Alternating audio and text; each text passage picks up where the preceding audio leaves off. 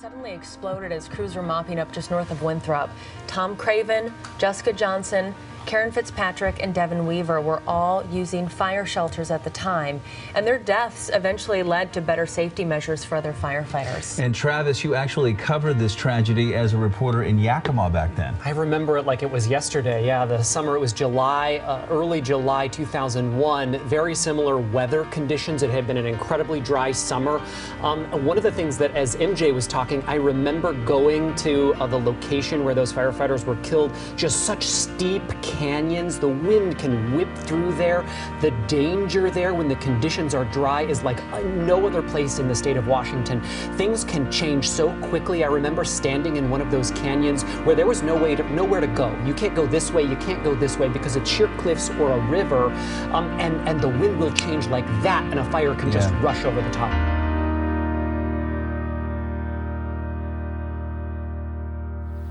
In my opinion, everybody that was associated with this thing made the best decisions they could at the time with the information that they had at hand.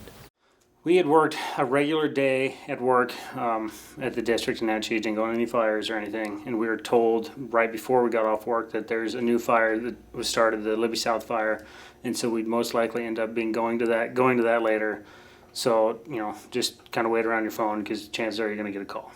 When we came home and were refurbing, getting ready for the next fire, when we saw the column from Libby South, the fire just down the valley.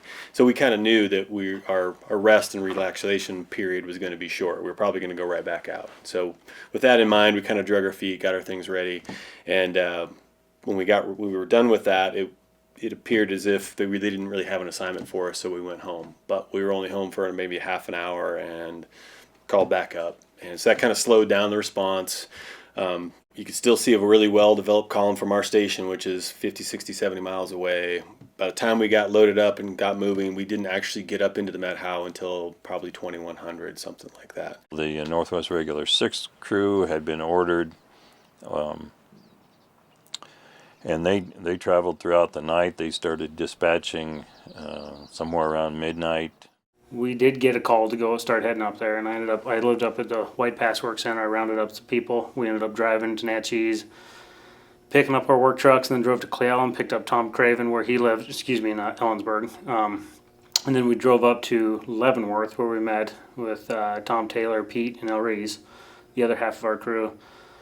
It was early in the morning because I don't really remember that. I remember seeing Tom there first thing, Taylor in the morning, but it was really early in the morning. When we got tied in with the team and the district, the team was just getting initiated into the incident. They agreed with us that we would go bed down, and they were going to set up a fire camp at Libertyville High School, so we just went along with that plan. So we had a squad from Leavenworth, a squad from Lake Wenatchee, and a squad from Natchez. We all met in Leavenworth the early morning hours of July 10th, and we drove to the Twist Ranger Station. When we arrived at the Twist Ranger Station, we were told that we weren't going to engage the Libby South, and we were going to be sent to a new fire north of Winthrop called the 30-Mile Fire.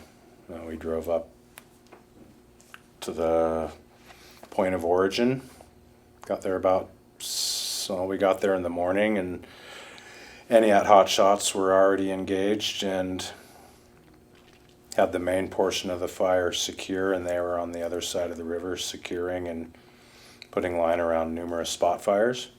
When they got there, they met up with Entiat crew, and they started debriefing, and we had Pete Campen, the trainee crew boss on the Northwest Regular 6 crew, and El Reese was the fully qualified crew boss. He was also Pete was familiar with him. Pete Soderquist was familiar with him. They had worked together on fires. El Reese was a division supervisor and also a qualified incident commander type 3. And so they started to debrief with Marshall Brown and Kyle Cannon on the Entiat hotshots about what had happened overnight, what the status of the fire was. There was very little fire activity at the time. It was essentially smoldering with little to no flame. It had been a hard night for them because they had been trying to dig line, and it was just really, really hard for them to do that. So they had a bunch of pumps and everything that they had set up, trying to get water. The pumps didn't work, so they couldn't get any water to the fire. By then, a fair amount of time had gone by. It was around 11, going towards 12 before they really started to engage. They were going to put in some hose lays, mop up some areas, finish building line around the spots. They put together their tactical plan and went to work. They had 3 squads that they split up in and engaged in their strategy. So we got an initial brief, and we were right by the road, right by the origin of the fire, where the campfire was. And then we started going to work, and as soon as we got to the fire, we got split up into squads. Aniat disengaged, and each squad was given an assignment. Tom Craven's squad was going to secure the main portion of the fire. Jody Tate's squad was going to set up the Mark III pumps and provide water, and my squad was going to anchor in on an existing piece of line and start taking action on one of the spot fires. So as the day progressed, we just kind of started realizing more and more that this was going to be something a little more than what we can handle. It was just a lot hotter. The brush was really thick. The line was really hard to dig as far as having a bunch of roots and whatnot in it with brand new people smacking hoses, breaking those pumps going down. It was kind of a circus for a while. And it's, second fire of the year or first for some people, their first gig. It's to be expected. So that was kind of the way things were going throughout the day. Morale was good. I mean, I don't think anybody, as far as I know, had too many qualms with things. The one confusing part for myself for a while was who was, overhead. I guess Pete was the trainee for crew boss. And at one point I remember him being told and telling us that he was also the IC trainee at the same time, and back then that was something that was a little more acceptable. And so that was one, I guess, first kind of heads up for me was, who am I working for ultimately? But like I said, it was my third year. How much of a heads up was that? I can look back and say that now. But anyways, it was something that struck me. So we got engaged and started fighting the fire, and it was really hard digging for the diggers. The sawyers were way out ahead, really rooty, digging down 2-3 feet sometimes through the roots just to get down to mineral soil. And so we kept working it, and mid-morning or so, fire behavior started picking up a little bit. Initially it was just a mop-up show, and so we're just trying to tie the line in. So I decided that, order some more pumps, which they said that it would take a couple hours or more to get that equipment there to me. So I proceeded to ask them if they would get even though it would take a couple hours to get it there, to still try and get it there so we could get the thing mopped up and put out. It became a nightmare for me and Pete Campton, and trying to mop this thing up, and it seemed like the more effort we put into doing this, the worse things got. It boiled down to them just not having enough resources to deal with the amount of fire that they had. As they would work to contain one spot, another one would start showing up. The crew was getting exhausted because it had been such tough digging. They had abandoned their hose lay because it was not being effective, so I said, let's at least get the line secured, and they just never were able to get that all completed. At some point during the afternoon, I got just a weird gut feeling that something was just not right. And I remember telling Tom, and we sat there, and it happens every once in a while, but it just something didn't feel right. And the rest of the day, it was pretty much fixing problems, not working on the hand line and that stuff. And so at some point, we just decided this was too much. We pulled out, and that's when we sent Marshall Wallace down to grab Eniat, wake them back up to have them come help. And then we're now at this point at the lunch spot, and so that's pretty much how we got there.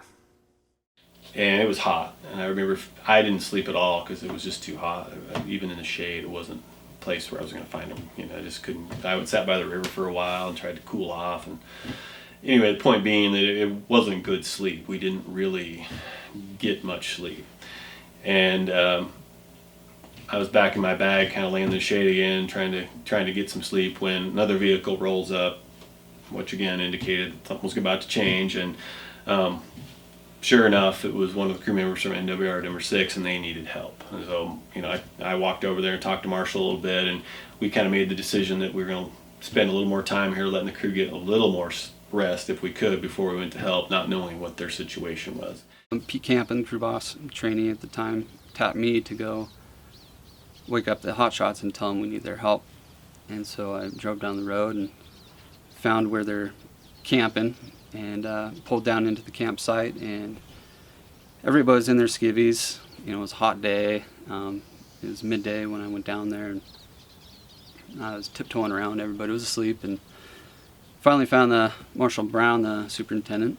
He was under one of the trucks, and I woke him up, and I felt really bad doing this, obviously, because they were exhausted, but I woke him up and said, "Hey, Marshall, we're going to need your help up there. It's fire's taking off on us, and it's a little more than we can handle." So he said, "Okay, all right, I'm going to give the crew a few more minutes to sleep, and we'll tie in with you." So I said, "Okay," jumped in the truck, headed back up to tie in with the crew.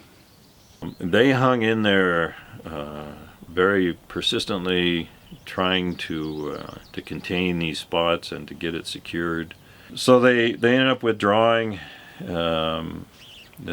Kyle Cannon and Marshall Brown went over and looked, and they agreed, yeah, there's really nothing that can be done here. This fire is taking off. It's just time to pull back. Then at the lunch spot, we were sharpening tools and cleaning saws and watering up and refurbing, so to speak. I got a call on the radio to re-engage and head up the road. What changed? What's the plan now?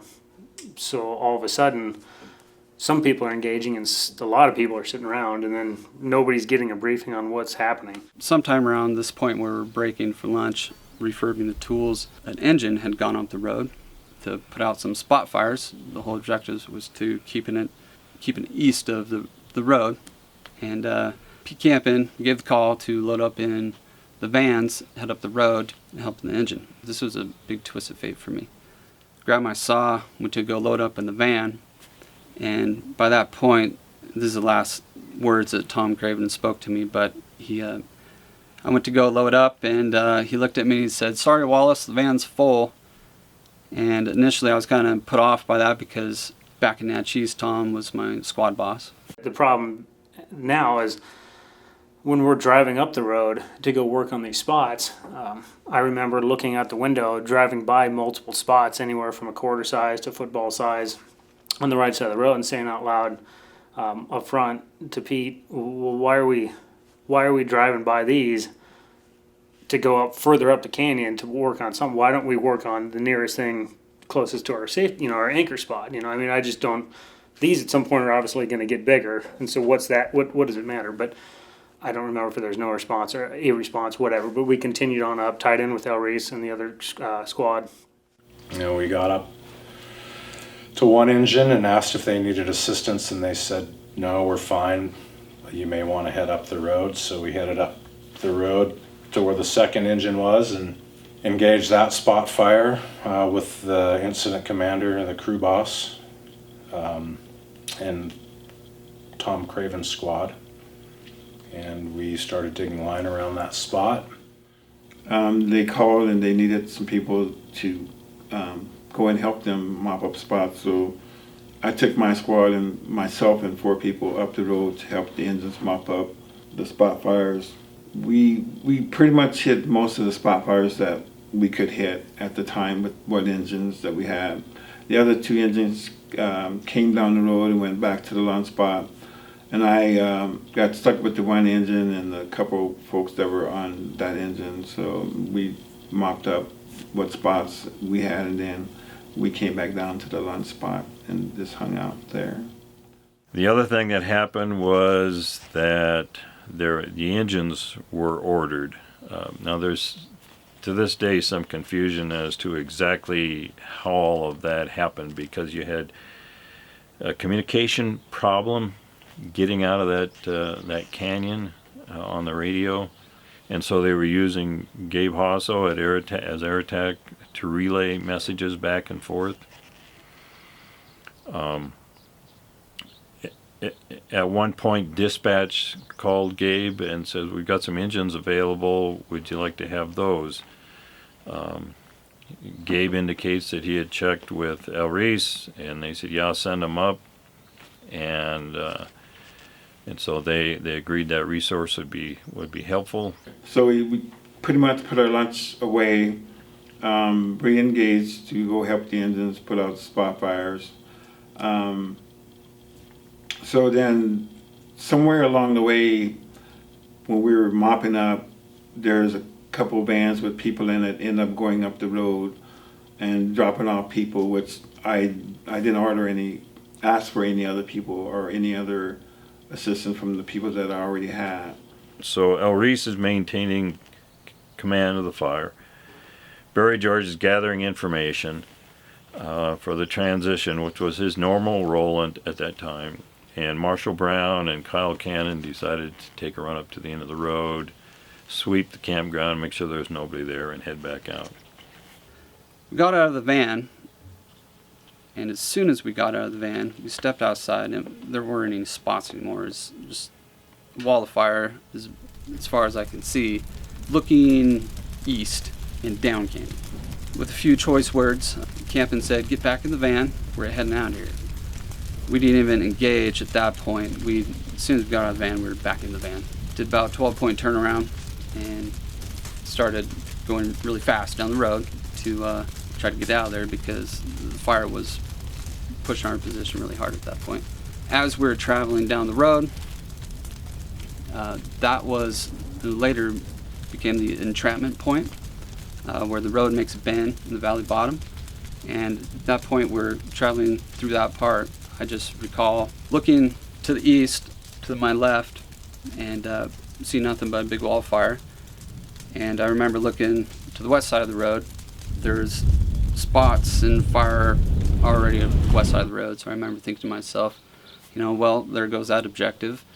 And so we started going down a little ways further, and it was just nothing but a huge wall of flames right in front of us. So we just pushed past the flames, and the windows were all rolled up. And I remember shielding myself from the heat because it was so hot and intense. And I think at that point, Campen radioed up to the other 14 up the road about a mile and a half and said, "Hey, you guys need to get down here as soon as you can because the fire just crossed the road."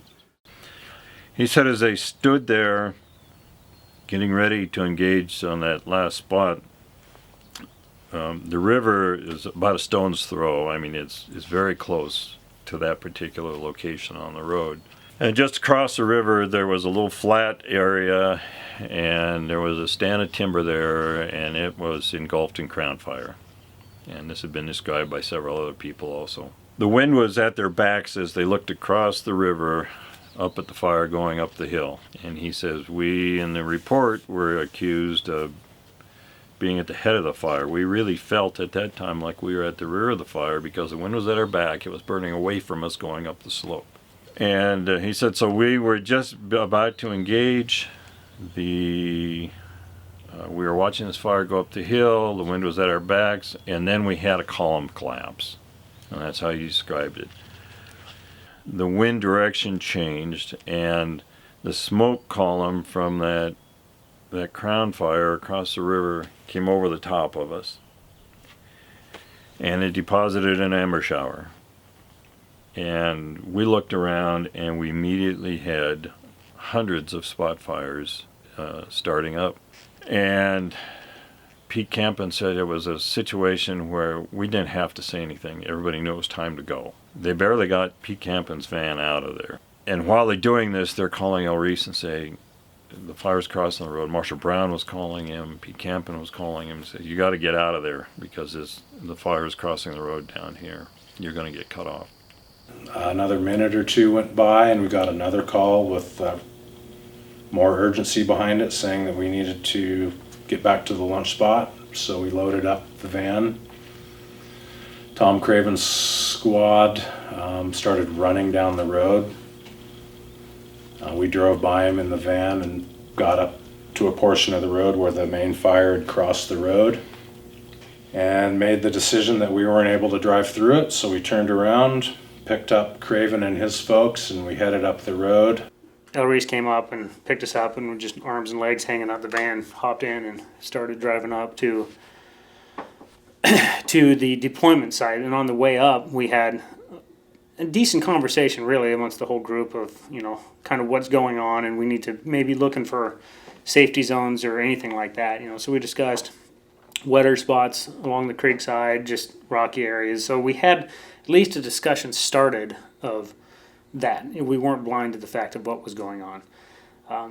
So we proceeded up the road to the actual deployment site, and then I think it was kind of a unanimous that this was going to be it, between the rocks, the bend in the river, kind of an open spot in the timber and the brush. So that's where we stopped, and that leads us up to the deployment site. When things started, like fire behavior started really picking up, and every little spot around us would, on the drive up, would instantly just get bigger. I guess it was kind of the first heads up for me. Things kind of snapped into reality. I was like, wow, this is really happening. We're not fighting fire anymore. We're not in a safety zone. We're not. Where are we? Are we going to deploy? That was kind of the first thought. Like looking out the window was, oh man. But like I said, it never really got to a worrisome point for me until later on, and like fully at the deployment site, out of the trucks, and really seeing what was going on. That's when it hit me. I remember some conversations with El Reese and Air Attack at the time about potential safety zones and what looked viable up the canyon. And Air Attack identified a spot that looked viable for them to wait it out. And so initially I thought they weren't in any harm's way. They had a safety zone, and they were about a mile and a half away from the fire at that point. So for me, there was no sense of impending doom or any sense of real urgency, other than that they couldn't make it down the road. And I did not know that it was a dead-end road. It was conveyed to others that it was, but it wasn't conveyed to me, so I didn't think anything of it. It came over the radio that there was an entrapment, and it didn't seem very even interesting to me. I just thought somebody got up a road and they weren't able to drive back right now, because in my mind that's kind of what an entrapment was. Like, somebody can't be accessed right now, and then once this blows over, they'll drive on out. And then I wasn't really aware of who was on the fire. And I assumed it was like some group of people I didn't know, even though I tied in at the lunch spot with my friends, and they were the only people I saw there. I thought it was happening to another group of people. But one thing I remember is the fire was so intense, it reached across the road, about 150-foot flame just stretched across the road. And my thought was that maybe I can just go ahead and run through the fire with the van, but something that says don't do that, because I'm going to endanger people more than what we already are here. So I ended up turning the van around, and then there's another van already parked up in another spot, in kind of a big white spot in the road where we just hung out. So my perspective is that I thought that we could just hang out here until things calmed down, we could get out here. You could just kind of see and feel the atmosphere changing as far as, you know, the fire was getting closer and just everything. Just that awkward, eerie feeling that things were happening. And then at some point, it just happened like that. And so it was on the other side of the river, pretty much right across from us. Things were spotting right around us. And so it was more or less, I guess, I don't know if it's a organized panic as far as our little group. We had Tom to kind of control, you know, what we were doing. We just kind of all moved to this little single unit down below. I'm not really sure how that all worked out, because when it happened, it happened. And so we decided to turn around, and Tom started yelling at everybody to run uphill, Tom Craven. And so Tom Taylor was already up a little further. We started running uphill, and I remember just the panic of, we need to go, because you can see from where we deployed, if you look up a rock band of like cliffs and whatnot, there was a lot more sparse with vegetation than down in the valley bottom where we were.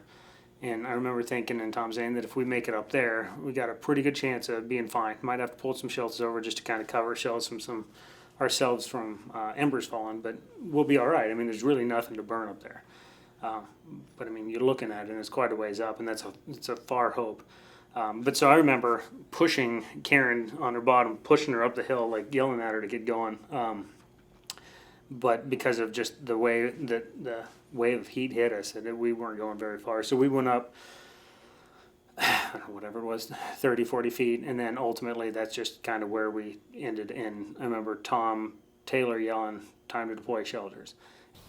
We heard over the radio that that they're going to have to deploy their shelters. And I remember thinking to myself, oh man, that's not good. I'm getting in my fire shelter, you know, and this is happening.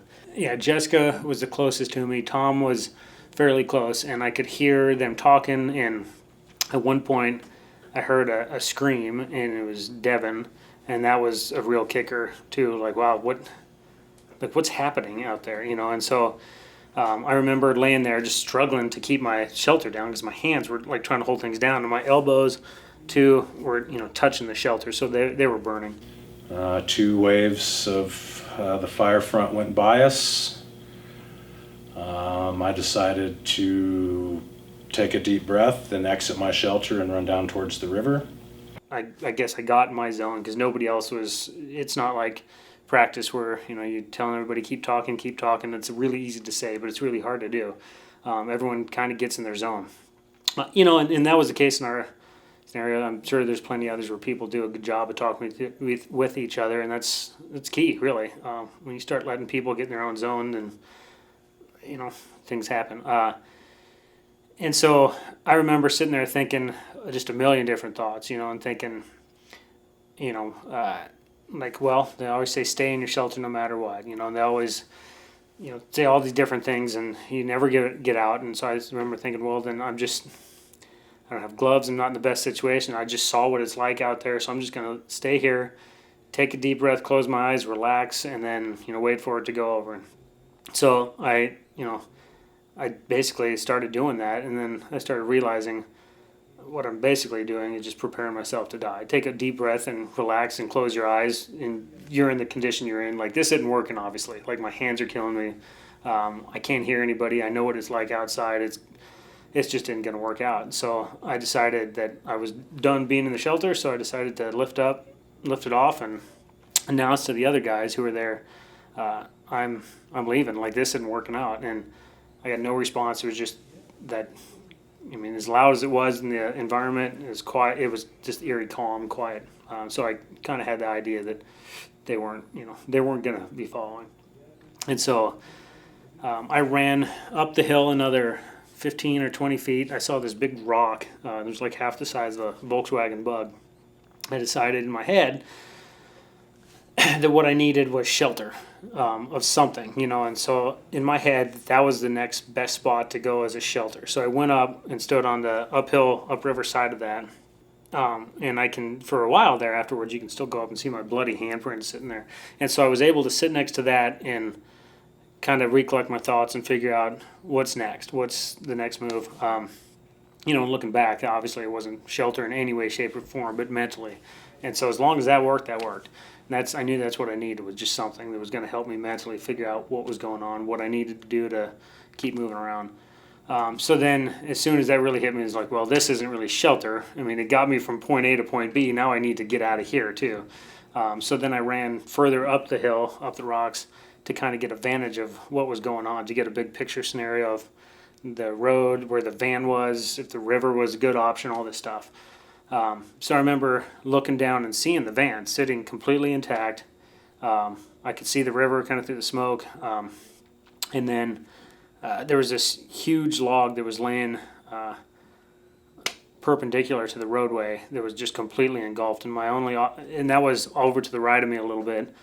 And then where everybody else was deployed was over to the left. And if I was going to go down to the road, which I decided that's where I need to be, it's either go up further around the rocks and all the way around big rocks that you're like leaping over and over, or just say screw it and I'm going straight down in between that log. And I remember going down at some point, I think I fell because I found my glasses up in the rocks, and my sunglasses up in the rocks in that area. I don't remember falling. But it was there up in the rocks. I remember stopping for a second, collecting my thoughts, and thinking, my mom is going to kill me, but I'll be out in a couple days and I'll be back. And then I remember holding up my hands and looking at just like these milky white hands with like cheese coming off of them. And I had a silver bracelet on that more or less melted in my wrist, and that's what the tattoo is, the same design. But it was like melted flat into my wrist, and I remember shaking it thinking, that's kind of cool, but that's really not that cool. I need to get out of here, you know. And so that was, I guess, a snap back to reality. So I ran down the rocks, went straight to the van, completely intact. I didn't see anybody else laying around because at that point in time they had already gotten down into the river. I went back up into the rocks to check on the folks that had deployed up in the rocks with me, and they didn't offer any response, so I retreated back down to the road. We found one of the crew members in the van severely burned. The incident commander was a bit disheveled, so I got on the radio and started talking with Air Attack and coordinating